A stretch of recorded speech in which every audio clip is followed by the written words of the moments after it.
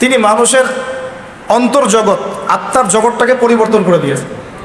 তিনি first of all মানুষকে বুঝিয়েছেন যে এই জীবনটাই চূড়ান্ত জীবন না। আমাদের এই জীবন সর্বোচ্চ হয়তো 100 বছর, সর্বোচ্চ হয়তো 100 বছর, এরপরে সবাই কেউ থাকবে না। কেন এই কনসেপ্টটা তারা বিশ্বাস করত, কিন্তু তারা মৃত্যুর পরে যে আবার জীবিত হবে এইটা বিশ্বাস করতো না। নবীজি বুঝিয়েছেন, দেখো এরপরে মানুষকে আবার জীবিত করা হবে। এই বস্তুবাদী সভ্যতা থেকে বের হয়ে আসো, মেটেরিয়ালিস্টিক চিন্তাভাবনা থেকে বের হয়ে আসো, তোমাদেরকে আবার জীবিত করা হবে, আল্লাহর সামনে একা একা দাঁড়াতে হবে, দাঁড়িয়ে তোমার এই জীবনের হিসেব দিতে হবে।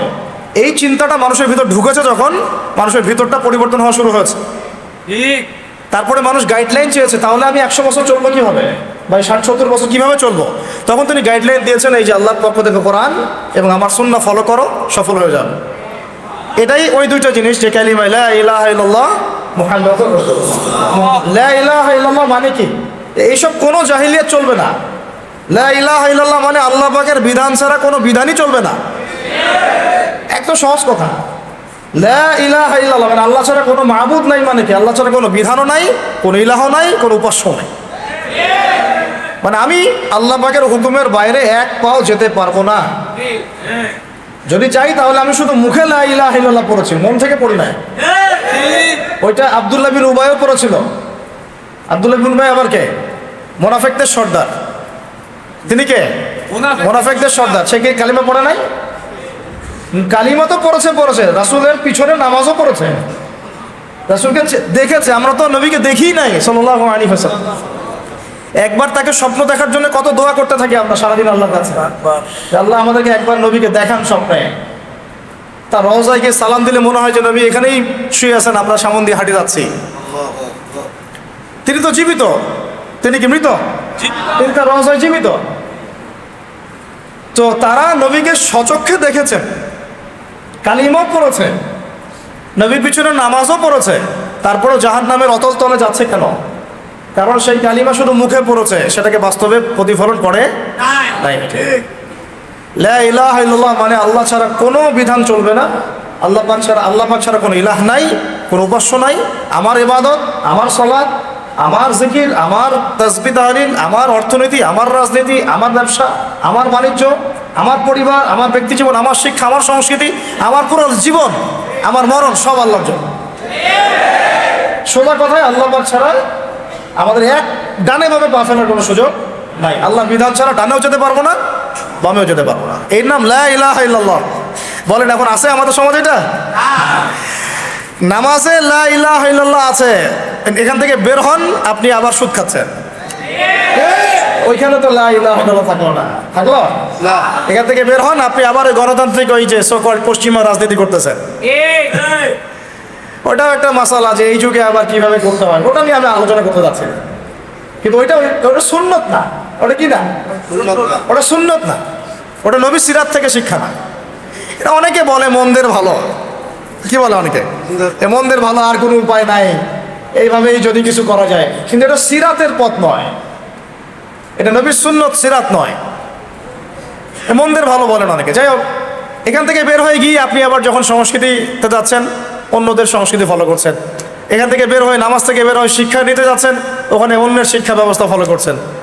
এখান থেকে বের হয়ে আপনি ব্যবসা বাণিজ্য, চাকরি বাকরি করছেন, ওখানে গিয়ে আবার অন্যের বিধান ফলো করছেন। লা ইলাহা ইল্লাল্লাহ সব জায়গায় থাকলো কোথায়? এটা নবী সাল্লাল্লাহু আলাইহি ওয়াসাল্লাম, ওই যে গাছের কথা বলছি, পবিত্র গাছ, এর শেকড়টাই হচ্ছে লা ইলাহা ইল্লাল্লাহ। এটাকে ঠিক করতে হবে। আল্লাহ পাক আমাদেরকে বোঝার তৌফিক দান করেন। সহজ কথায় আল্লাহ পাক ছাড়া কোনো ইলাহ নাই, আল্লাহ পাক ছাড়া কোনো বিধান নাই। আল্লাহর হুকুম ছাড়া আমি ডানাও যেতে পারবো না, বামেও যেতে পারবো না। আমাকে তার হুকুম মেনেই চলতে হবে। জীবনের যে ক্ষেত্রেই থাকি না কেন, যাই করি না কেন, তার হুকুম মেনেই করতে হবে। এটাই হচ্ছে লা ইলাহা ইল্লাল্লাহ। আরও আছে মুহাম্মাদুর রাসূলুল্লাহ। এটা অর্থ কি? আমি একজনকে আদর্শ মেনে নিয়েছি, আমার একজন রোল মডেল আছে, আমার একজন মুর্শিদ আছে, আমার একজন কি আছে, নেতা আছে, আমার একজন উসওয়াতুল হাসানা আছে, যাকে ছাড়া আমি আবার ডানে বামে যেতে পারবো না। আমি এখন মুহাম্মাদুর রাসূলুল্লাহ সাল্লাল্লাহু আলাইহি ওয়াসাল্লাম পড়েছি, মানে আমার জীবনের প্রত্যেকটা বিভাগ তার সুন্নাহ মাফিক ঢেলে সাজাইতে হবে, এর বাইরে আমি যেতে পারবো না। আমি আমার চেহারাটা নিজের মন করা বানাতে পারবো না। আমার চেহারা তেমনই হইতে হবে, যার সাথে তাদের পার্থক্য কত, মানে শেকড়ের যে সিংহ পুরুষ, তাদের সাথে আমাদের আসলে পার্থক্য কত বেশি এটাকে বুঝতে পারেন? আমরা অনেকে মনে করি নামাজ পড়তেছি, আমরা একটা ইসলামিক ভালো পরিবেশে আছি, মনে হয় যে সব কায়েম হয়ে গেছে। আসলে না। মূল ইসলাম, মূল গন্তব্য, আমাদের মূল ভিশন এবং আমাদের সলফে সালেহিনদের যে চিরায়ত লাইফস্টাইল, তাদের যে মেহনত, তারা যেটা আঞ্জাম দিয়েছেন, আমাদের থেকে এটা দূর, যোজন যোজন দূর, বহু দূর। তো প্রিয় ভাইরা, মুহাম্মদ রাসূলুল্লাহ মানে আমি আমার জীবনের প্রত্যেকটা ক্ষেত্র নবী সাল্লাল্লাহু আলাইহি ওয়াসাল্লামের অনুকরণ ছাড়া আগাতে পারবো না। চুল রাখবেন, নবীর মতো রাখতে হবে। চেহারা আপনার নবীর মতো হতে হবে। আপনার পোশাক আশাক তার মতো ঢিলেঢালা হতে হবে। প্যান্ট আমাদের শুরু হচ্ছে পরা নাভির নিচ থেকে, আর শেষ হচ্ছে ওই যে শেষ হচ্ছে জাহান্নামে যাচ্ছে ওই অংশটুকু, হাদিসে আসছে। খাওয়া দাওয়া ঠিক করতে হবে, ঘুমানো, লাইফস্টাইল, আমাদের কথাবার্তা, প্রত্যেকটা ক্ষেত্র, আমাদের ব্যবসা, আমাদের বাণিজ্য, আমাদের মুআমালাত, আমাদের মুআশারাত, আমাদের ইবাদত, আমাদের জিকির, আমাদের তাসবিহ তাহলিল, আমাদের তিলাওয়াত, মানে আমাদের প্রত্যেকটা ইসলামের বেসিক ফান্ডামেন্টাল। এবং এই জীবনের প্রত্যেকটা পার্ট, জীবনের পার্ট আসলে 5-6টার বেশি হয় না। ব্যক্তি জীবন, ইবাদতের ধর্মীয় জীবন 2টা গেল, 3 নম্বর হচ্ছে শিক্ষার জীবন 3টা, 4টা হচ্ছে অর্থনৈতিক জীবন, 5 নম্বর আমাদের সমাজনীতি, 6 নম্বর আমাদের রাজনীতি, 6টা। আর 8টা হচ্ছে আমাদের সংস্কৃতি। এই তো এই 7টা-8টার বেশি আমাদের জীবনের কোনো সেক্টর নাই। কিন্তু এই প্রত্যেকটা সেক্টর আমাকে নবীর সুন্নত মোতাবেক সাজাতে হবে। এর নাম মুহাম্মদ রাসূলুল্লাহ। আমি কিভাবে বোঝাবো? আসলে বোঝানোর মতো এলেমও নয় আমার সেরকম লাফজও আসবে না। উমর রাদিয়াল্লাহু আনহু, যিনি জান্নাতের সার্টিফিকেট প্রাপ্ত একজন মানুষ, 10 জন আশারায়ে মুবাশশারার একজন, 4 খলিফার বরেণ্য একজন খলিফা, যার মতো শাসন ব্যবস্থা কেউ কায়েম করতে পারে না। আছে? পারবে না ইনশাআল্লাহ। ইমামুল মাহদী আসলে পারবেন ইনশাআল্লাহ, আর ঈসা আলাইহিস সালাম আসলে পারবে না। এখন এগুলো জাদুঘরে আছে, এখন এগুলো কোনো বাস্তবায়ন নাই। এখন ওটা নিয়ে আলোচনা বাদ, ইনশাআল্লাহ ওটা নিয়ে আরেকদিন আলোচনা করবো যে উমর রাদিয়াল্লাহু আনহুর খেলাফার যুগটা কেমন ছিল, ওটা আরেকটা আলোচনা হবে ইনশাআল্লাহ। এখন আমি বলতে চাচ্ছি, উনি একদিন নবীজিকে বলছেন সাল্লাল্লাহু আলাইহি ওয়াসাল্লামকে যে, ইয়া রাসূলুল্লাহ ওয়াল্লাহি লা উহিব্বুকা, আল্লাহর কসম আমি আপনাকে অনেক মহব্বত করি, ইল্লা মিন নাফসি, আমার নিজের নফসের চেয়ে বেশি না। স্বাভাবিক না? আমি আমার জানের চেয়ে বেশি মহব্বত আপনাকে করি না, কিন্তু অনেক মহব্বত। নবীজি বললেন, লা ইয়া ওমর, এখনো হয়নি। এখনো হয়নি মানে এখনো পরিপূর্ণ ঈমান আসে নাই। একটু পরে তিনি বললেন যে, ইয়া রাসূলুল্লাহ আলআন লা উহিব্বুকা মিন কুল্লি শাই হাত্তা মিন নাফসি। ইয়া রাসূলুল্লাহ, আমি আপনাকে সব কিছুর চেয়ে বেশি ভালোবাসি, এমনকি আমার নিজের জীবনের চাইতেও এখন বেশি ভালোবাসি। নবীজি বললেন, আলআন ইয়া ওমর, এখন হলো, এখন প্রকৃত মুমিন হইলা। ওমর রাদিয়াল্লাহু আনহুর ব্যাপারে এত বড় একটা কথা আসলো, লা ইয়া ওমর, তুমি এখনো মুমিন হওনি ওমর। লা ইউমিনু আহাদুকুম, নবীজি বলছেন তোমাদের মধ্যে কেউ মুমিন হইতেই পারবে না, মানে প্রকৃত মুমিন হইতেই পারবে না, হাত্তা আকুনা আহাব্বা ইলাইহি মিন ওয়ালিদিহি ওয়া ওয়ালাদিহি ওয়ান নাসি আজমাইন, যতক্ষণ না আমি মুহাম্মদ সাল্লাল্লাহু আলাইহি ওয়াসাল্লাম তোমাদের কাছে তোমাদের কি বাবা, তোমাদের সন্তান এবং সমস্ত মানুষের চেয়ে বেশি প্রিয় না হচ্ছে। নিজেকে নিজে প্রশ্ন করি, আসলেই কি মুহাম্মদ সাল্লাল্লাহু আলাইহি ওয়াসাল্লাম আমার কাছে এত বেশি প্রিয়? তাকে গালি দিলে তো আমার খারাপ লাগে, কেউ যদি তাকে নিয়ে কটূক্তি করে আমার খারাপ লাগে। আমরা প্রতিবাদ করি, আমরা আল্লাহু আকবার নারায়ে তাকবীর দিচ্ছি, আমরা আল কোরআনের আলো ঘরে ঘরে জানো স্লোগান দিচ্ছি। সত্যি কি মুহাম্মদ সাল্লাল্লাহু আলাইহি ওয়াসাল্লামকে আমরা আমাদের নফসের চেয়ে বেশি ভালোবেসেছি, বাসতে পেরেছি? তাহলে আমার চেহারার অবস্থা এমন কেন? আমার পোশাক আশাক, আমার রুচি, আমার অভ্যাস, আমার পছন্দ, আমার চলাফেরা, আমি কেমন করে বেনামাজি থাকতে পারি? তাহলে কেমন করে আমি একটা মেয়ের সাথে তাহলে সম্পর্ক করতে পারি? কিভাবে আমি তাহলে সুদ খাইতে পারি? কিভাবে আমি তাহলে জেনা করতে পারি? কিভাবে আমি তাহলে অন্যের হক নষ্ট করতে পারি? আমি যদি নবী মুহাম্মদকে ভালোবেসেই থাকি সাল্লাল্লাহু আলাইহি ওয়াসাল্লাম, কিভাবে আমি তার সুন্নতের বাইরে যেতে পারি? আমার কথা কি লজিক বা যুক্তি আছে না? নাই।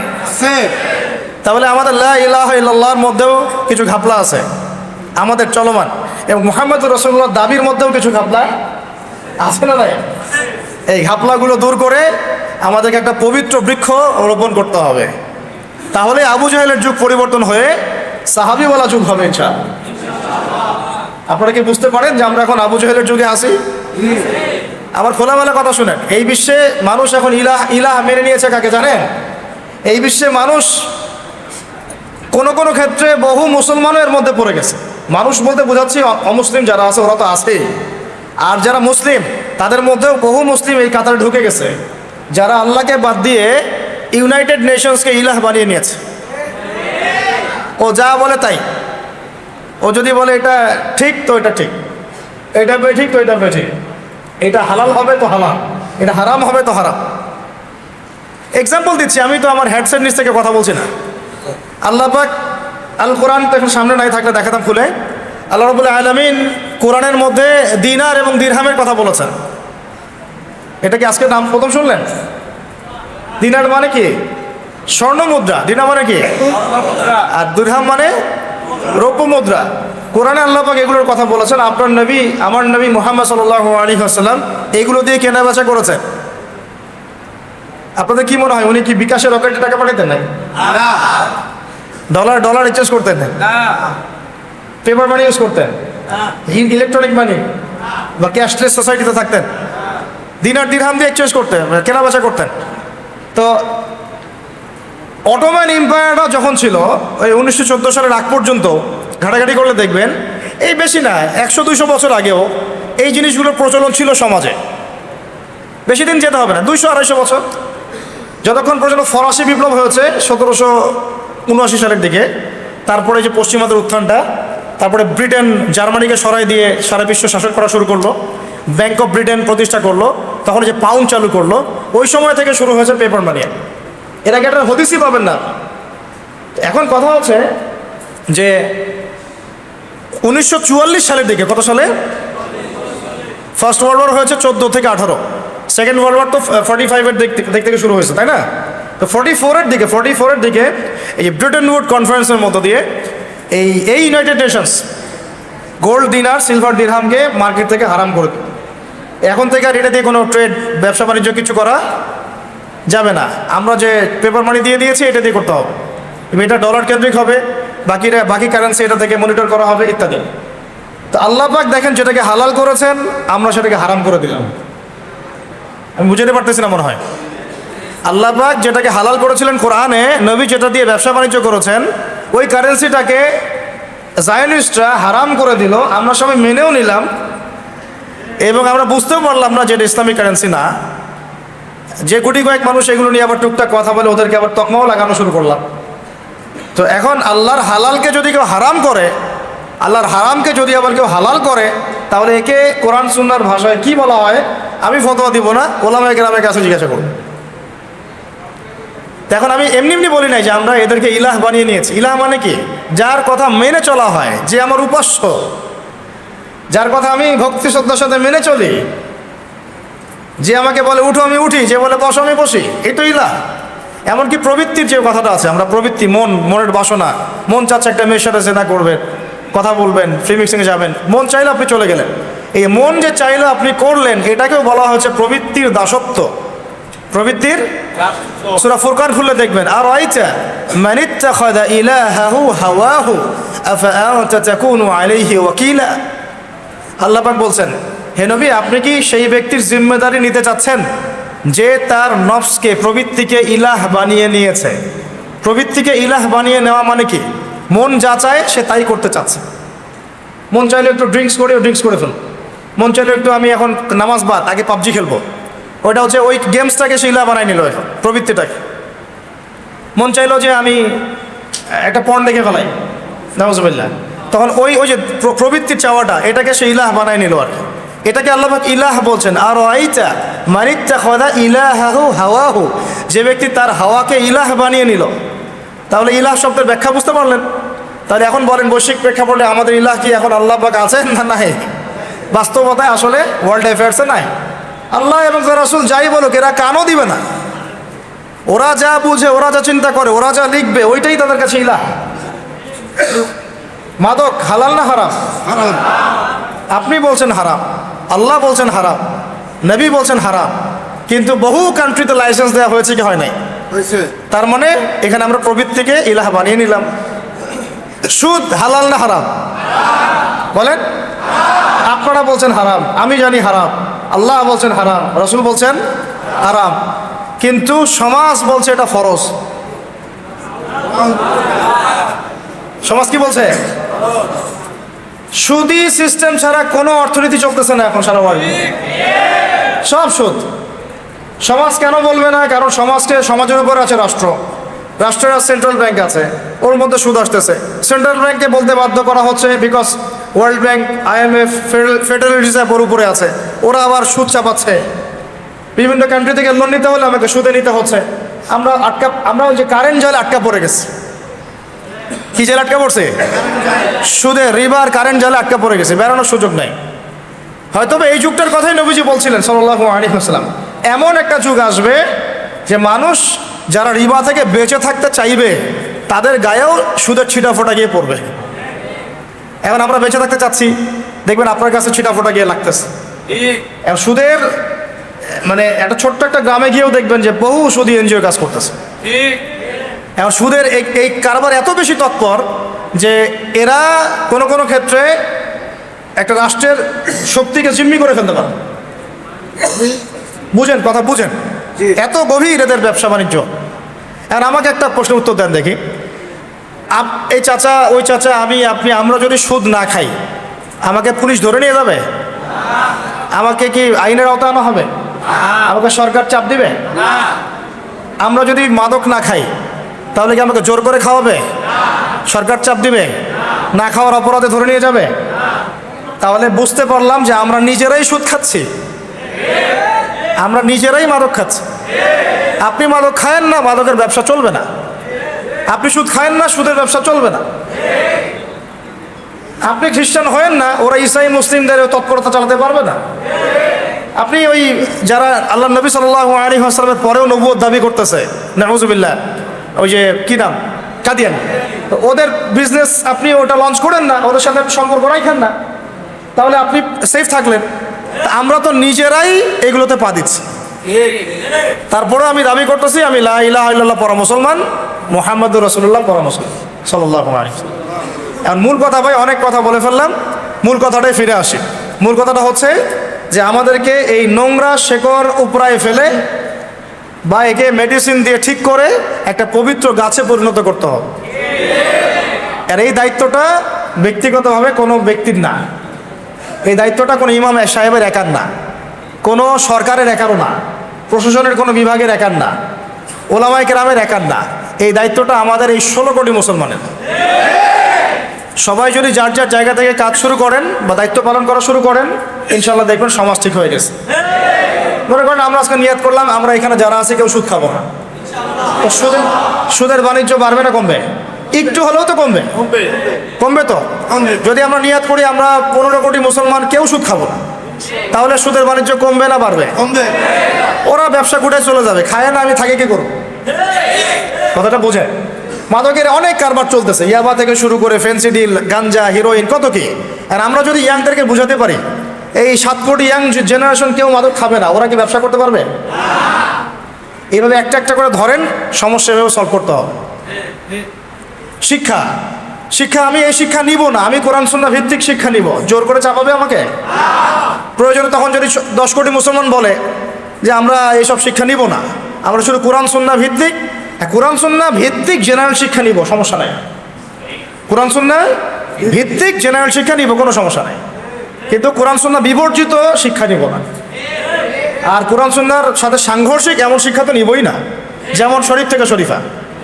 তো তখন কিন্তু এই শিক্ষাটা আর এভাবে লঞ্চ করতে পারবে না, আস্তে আস্তে কিন্তু কমে যাবে। মানুষ এগুলো বিপক্ষে, তাহলে দেখবে সরকারও তখন বলবে যে মানুষ যেহেতু বিপক্ষে, আমি কেন এটা আবার জোর করে লঞ্চ করতে যাব? তারা তো মুসলমান পরিবারের সন্তান, তা আমরা ওদেরকে বোঝাতে হবে, তাদেরকে বোঝাতে হবে। এখন আমার কথাগুলো একটু মনের কান দিয়ে বোঝার চেষ্টা করেন যে এখন প্রবলেমগুলো অনেক গভীরে চলে গেছে। এইটা থেকে সলভ করার জন্য আমাদের কাছে রাস্তা এখন একটা, সেটা হলো নবী সাল্লাল্লাহু আলাইহি ওয়াসাল্লামের সিরাত। কি বললাম বলেন? আপনারা সবাই বাসায় গিয়ে 23 বছরে নবী সাল্লাল্লাহু আলাইহি ওয়াসাল্লাম যেভাবে দাওয়াতের কাজ করেছেন, মেহনত করেছেন, মানুষের ঘরে ঘরে দাওয়াত দিয়েছেন, মানুষের অন্তর্জগৎ পরিবর্তন করেছেন, মানুষকে পরকাল চিনিয়েছেন, আল্লাহর জবাবদিহিতার চেতনা জাগাই দিয়েছেন, হ্যাঁ, মানুষকে সোয়াবের কাজে উদ্বুদ্ধ করেছেন, হারাম থেকে দূরে রেখেছেন। এই যে তাসকিয়া, শুধু এলেম শিখান নাই, এলেম শিখিয়েছেন, আমল শিখিয়েছেন, তাসকিয়াও শিখিয়েছেন, তাসকিয়াও অর্জন করিয়েছেন। তারপরে সমাজ মেনে নেয় নাই, প্রয়োজনে হিজরত করে চলে গেছেন দূরে, সমাজ মেনে নেয় নাই, প্রয়োজনে তায়েফে গিয়েছেন। সমাজ মেনে নেয় নাই, প্রয়োজনে চলে গেছেন মদিনায়। ওখানে গিয়ে মাশাআল্লাহ আনসারী সাহাবীরা ইসলাম আগে থেকে কবুল করেছিল, সেখানে গিয়ে ইসলাম শক্তিশালী হয়েছে। তারপর আস্তে আস্তে আবার জিহাদ হয়েছে, হইতে হইতে এক পর্যায়ে মক্কা বিজয় হয়েছে। এই যে সিরাতের যে প্যাটার্ন, এই প্যাটার্ন ছাড়া এই বিশ্বে দিন কায়েম হবে না। অন্য যে রাস্তাগুলোতে আমরা হাঁটতেছি না, এইগুলো সিরাতের রাস্তা না। এই সিরাতের রাস্তা আমাদেরকে ফিরে আসতে হবে। তো শুরুটা হবে কোথা থেকে? আমার ব্যক্তি জীবন থেকে। আমরা সবাই আগে নিজেরা লা ইলাহা ইল্লাল্লাহ নিজের মধ্যে ইনস্টল করবো ইনশাআল্লাহ। নিজেরা নিজেদের জীবনে আগে ব্যক্তি জীবনে মুহাম্মদুর রাসূলুল্লাহ প্রতিষ্ঠা করব সাল্লাল্লাহু আলাইহি ওয়াসাল্লাম। তারপরে আমার পরিবারটা আমি ঠিক করব। এর মধ্যে আমার শিক্ষাটা আমি ঠিক করে নিব, কোন শিক্ষা শিখলে আমার পরকাল বাঁচবে। আমার সন্তানের শিক্ষা নিশ্চিত করব। আমি আমার এলাকার মধ্যে আমার সামর্থ্য অনুযায়ী দাওয়াতের কাজ করব। আমাদেরকে দাওয়াতে মেহনত করতে হলে গভীর জ্ঞান অর্জন করতে হবে। এই কারণে উলামায়ে কেরামের সোহবতে আসতে হবে, এসে আমাদেরকে সিলেবাস মেনটেন করে পড়াশোনা করতে হবে। তারপরে নিজের উপর সে আমলটা আবার প্রতিষ্ঠা করতে হবে। নিজে আমল না করে মানুষকে তো বলা যায় না। তারপরে কি আমাদের সন্তানদেরকে মানুষ করার পরে আমাদের রিজিকটা আবার হালাল করতে হবে, কোনো হারাম যেন না ঢুকে। মা বোনদেরকে পর্দায় রাখতে হবে। তারপরে আমর বিল মারুফের কাজ করতে হবে, নাহি আনিল মুনকারের কাজ করতে হবে। এভাবে উলামায়ে কেরামদেরকে একটা জায়গায় আনার চেষ্টা করতে হবে। বিভক্তি বাড়ানো যাবে না, ঐক্যবদ্ধ করার চেষ্টা করতে হবে। এভাবে কাজ করতে থাকেন এবং সর্বমহলে দাওয়াত পৌঁছাতে হবে। শুধু মসজিদের মুসল্লিরা শুনবে, পার্লামেন্টের মানুষরা শুনবে না এমন না, তাদেরকেও ইসলাম শেখাতে হবে, তাদেরকে ইসলাম জানাতে হবে। আমার বিশ্বাস, দৃঢ় বিশ্বাস যে তারা, আমি বিশ্বাস করি তারা 100% ইসলাম বুঝেই না, বা বুঝলেও অনেকে মানতে চান না, অনেকে বুঝেন না, অনেকে বুঝেও মানতে চান না। আমার বিশ্বাস তারা বুঝেন না, ইসলামের গভীরতা বুঝেন না। হয়তো আপনারা মডারেট ইসলাম ফলো করতে চান, ওই যে আমেরিকান ভার্সন অফ ইসলাম, ঠিক আছে, ওই ব্রিটিশ ভার্সন অফ ইসলাম, এগুলো ভালো লাগে। কিন্তু মুহাম্মদ সাল্লাল্লাহু আলাইহি ওয়াসাল্লামের তরিকা, এই পথ, এই সিরাত, এই সুন্নাত, এই যে দিন লা ইলাহা ইল্লাল্লাহ প্রতিষ্ঠা করা, এটা আপনাদের কান পর্যন্ত হয়তো পৌঁছাচ্ছে না। সব মহলে দাওয়াত দিতে হবে। আমাদের প্রশাসনের ভাইদেরকে দাওয়াত দিতে হবে, আমাদের রাজনৈতিক ব্যক্তিবর্গকে দাওয়াত দিতে হবে। কাউকে অবহেলা করে দূরে সরাই দেওয়া যাবে না, ঘৃণা করা যাবে না, কাছে টানতে হবে, কাছে টেনে দাওয়াত দিতে হবে। আল্লাহ নবী আবু জেহেলকে দাওয়াত দেন নাই? বলেন। এখানে মনে রাখবেন, আল্লাহ নবী সাল্লাল্লাহু আলাইহি ওয়াসাল্লাম আবু জেহেল, আবু লাহাব, উতবা, সাইবা, এত বড় বড় কাফেরদেরকেও দাওয়াত দিয়েছেন। তিনি দাওয়াত দিয়েছেন, আবার তেল মারেন নাই। কথা বোঝার চেষ্টা করেন। তিনি দাওয়াত দিয়েছেন, তেল দেন নাই। তেল দেওয়া বুঝেন? আমরা দাওয়াত দিই না, তেল মারি। আমরা তেল মারার চেষ্টা করি কিছু স্বার্থ হাসিলের জন্য। তেল মারা বন্ধ করেন, তাদেরকে দাওয়াত দেওয়ার চেষ্টা করেন। তাদেরকে দাওয়াত দিতে হবে, দাওয়াত, সব মহলে দাওয়াত, একদম উঁচু লেভেল থেকে শুরু করে আমাদের শিক্ষাবিদ, বুদ্ধিজীবী, প্রশাসন, আমজনগণ, যুবক যুবতী, আমাদের তরুণ তরুণী, আমাদের যারা আছেন উলামায়ে কেরামদের মধ্যে যদি কোনো ত্রুটি থাকে, আমরা আপোষে বসে আমরা সেটা নিয়ে ডিসকাস করবো সব করে।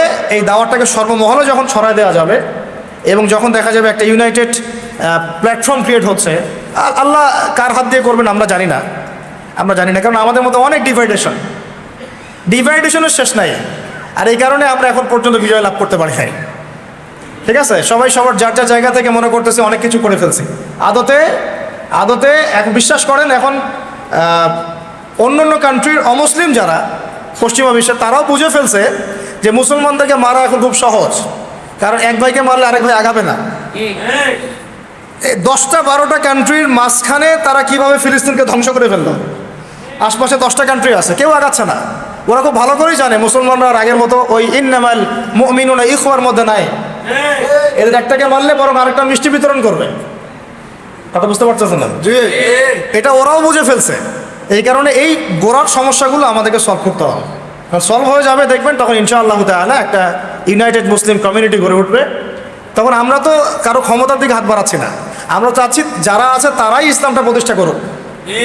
ঠিক আছে, আমরা দাওয়াত দিতে চাচ্ছি যাতে যারা আছে তারাই যেন ইসলামটাকে কি করে, প্রতিষ্ঠা করে। আল্লাহ নবী আবু জেহেলকে কি বলেছিলেন জানেন? আবু জেহেল, আবু লাহাব, উতবা, সাইবা এসে প্রস্তাব দিচ্ছে, তুমি কি সুন্দরী নারী চাও? বলে নাউজুবিল্লাহ, 100টা মেয়ে বিয়ে দিব তোমাকে, আরবের সুন্দরী। তুমি কি আমাদের কাবা ঘরের চাবি চাও? তুমি কি আমাদের ক্ষমতা চাও? তুমি কি আমাদের সব খাজানা চাও? খাজানা বুঝেন? মানে সম্পদ, এগুলো চাও? সম্পদ, নারী, ক্ষমতা, এগুলো টপ দিল তাকে। তুমি কি এগুলো চাও? যদি চাও তাহলে এগুলো দিচ্ছি তোমাকে। তুমি লা ইলাহা ইল্লাল্লাহ মুহাম্মাদুর রাসূলুল্লাহ দাওয়াত দেওয়া বন্ধ করে দাও। এটা তাকে প্রস্তাব দেওয়া হলো। আর তিনি পাল্টা রিপ্লাই করতেছেন কি, যে আপনারা শুধু একবার একটা কালিমা পড়েন, এই সম্পদ, এই নারী, এই ক্ষমতা যেগুলোর কথা বলছেন এগুলো তো আমার দরকারই নাই, আপনারা খালি একটা কালিমা পড়েন, শুধু আরবের না পুরো বিশ্বের রাজত্ব পাবেন ইনশাআল্লাহ। এটা কে দাওয়াত দিচ্ছে? আমাদের নবীজি নিজে বলতেছেন এই কথা। তো তারা আবার বললো যে তাহলে একটা কেন, 10টা কালিমা পড়তে রাজি আছে। তখন তিনি বললেন কুলু লা ইলাহা ইল্লাল্লাহ তুফলিহুন, বলো লা ইলাহা ইল্লাল্লাহ, আল্লাহ ছাড়া কোনো মাহবুদ নাই, মানে আল্লাহ ছাড়া কোনো হুকুম নাই, কোনো ইলাহ নাই, সফল হয়ে যাবে। তারা তো তখন পড়লোই না, ওই যে আবু লাহাব তখন পাথর নিক্ষেপ করা শুরু করলো, নাজিল হয়ে গেল তাব্বাত ইয়াদা আবি লাহাবি ওয়া তাব। তো আমরা কারো মানে ক্ষমতার দিকে হাত বাড়াচ্ছি না, আমরা আমভাবে মূল দাওয়াতটাকে প্রচার করতে হবে। আর এই প্রচার করার দায়িত্ব শুধু একজন ব্যক্তির না, সবাইকেই প্রচার করতে হবে। ওই যে কথাটা বললাম যে আমাদের কাজগুলো এখান থেকে চলে আসবে, ইলম অর্জন, আমল বাড়ানো, পরিবার গঠন, হালাল রিজিক, দাওয়াতের মেহনত এবং উম্মাহকে ঐক্যবদ্ধ করার চেষ্টা করা, সব মহলে দাওয়াত দেয়া। ইনশাআল্লাহ দেখবেন আজকে রেজাল্ট পাচ্ছি না হয়তো আমরা, আজকে থেকে 20 বছরের মধ্যে দেখবেন রেজাল্ট চলে আসছে ইনশাআল্লাহ। আল্লাহ চাইলে এটা সম্ভব। সময় যেভাবে দ্রুত পরিবর্তিত হচ্ছে, আল্লাহ চাইলে আগামী 20 বছরে অনেক কিছু হয়ে যেতে পারে, হতে পারে না? এখন আপনি যে টিকটক প্রজন্মটা দেখতেছেন, এটা পশ্চিমাদের বিগত 20 বছরের পরিশ্রমের ফসল। বিগত 20 বছর পরিশ্রম করে ওরা এই জেনারেশন তৈরি করছে। আমরাও যদি একটা লক্ষ্য স্থির করি যে আমরা এইভাবে আগাতে চাই, আমরা ব্যক্তি জীবন আগে পরিবর্তন করব, আমার পরিবারটাকে পরিবর্তন করব, আমি আমার সমাজের দায়িত্ব নিব, আমি সৎ কাজে আদেশ করব, অসৎ কাজে নিষেধ করব, আমি হালাল খাবো, অন্যকে হালালের দিকে ডাকবো, আমি দাওয়াতের মেহনত করব, ইলম অর্জন করবো, ওলামায়ে কেরামের সোহবতে থাকবো, তাদের সাথে পরামর্শ করে আমি চলবো। ইনশাআল্লাহ দেখবেন আপনার দ্বারা লাখ লাখ ছেলে পেলে ইনশাআল্লাহ পরিবর্তন হয়ে গেছে, মেয়েরা পরিবর্তন হয়ে গেছে। প্রত্যেকটা এলাকায় যদি এরকম করে মসজিদ ভিত্তিক দাওয়াত হয়, তালিম হয়, মক্তব থাকে, ঠিক আছে, এরকম ইসলামী হালাকা হয়, এভাবে দিনের প্রতিষ্ঠা হয়, প্রচার হয়। আমরা যেগুলো দেখতেছি যে মাহফিলে ফ্যান্টাসি, এই ফ্যান্টাসি দিয়ে দিন কায়েম হয় না, ফ্যান্টাসিতে দিন কায়েম হয়, ফ্যান্টাসি দিয়ে হবে না।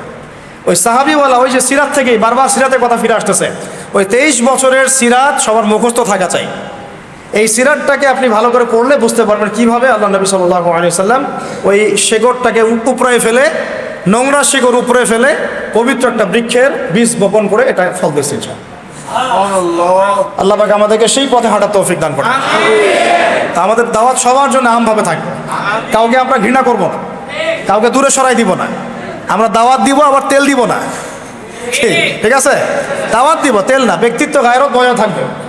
দুনিয়ার সামান্য স্বার্থে আমরা আবার, আমি একটা মাহফিলে গিয়ে দেখেছিলাম যে যারা নিচে বসে আছেন স্টেজে, তারা সবাই মাশাআল্লাহ মাদ্রাসার টিচার, সবাই তো দাওরাতও দিয়েছেন, ইফতারও দিয়েছেন, নিচে বসে আছেন, পিছনে 4-5টা চেয়ার, ওখানে যারা বসে আছেন তারা আলিফ বা তাসা পড়তে পারে না।